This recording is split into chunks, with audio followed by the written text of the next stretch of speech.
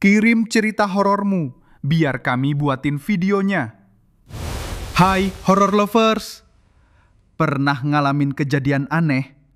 Rumah kamu pernah ada suara kursi geser padahal nggak ada siapa-siapa?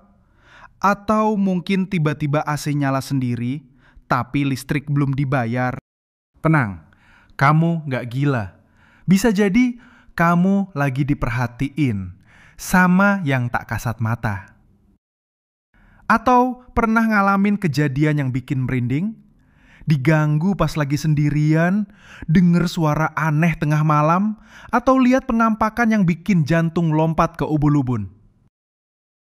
Atau mantan kamu pernah muncul tiba-tiba pas kamu udah move on? Yang ini bisa jadi masuk genre horor juga ya. Nah, kami dari tim Horror Story lagi nyari cerita-cerita horor dari kalian semua.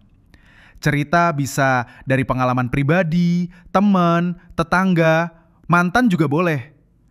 Kalau serem beneran, bukan cuma ninggal pas lagi sayang-sayangnya ya. Cerita kamu bakal kami angkat jadi video horor yang bisa ditonton banyak orang. Jadi, kalau kamu punya cerita serem, lucu serem, atau yang bikin mikir ini beneran kejadian, langsung aja kirim ke email horrorstory995@gmail.com. Tulis selengkap dan sedetail mungkin ya, biar suasananya bisa kami bangun senyeremin mungkin. Jangan lupa sertakan nama, atau boleh anonim juga kalau takut dicari setan yang sama. Kami tunggu cerita mistismu, karena cerita horor itu enak dibagi. Asal jangan jam 12 malam sambil sendiri di kamar. Cerita terpilih akan kami angkat jadi video di channel ini.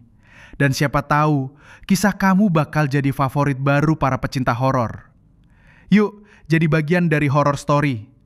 Karena berbagi cerita horor itu lebih baik daripada kamu dihantui diam-diam. Terima kasih horror lovers. Dan tetap waspada. Siapa tahu yang baca ini nggak cuma kamu.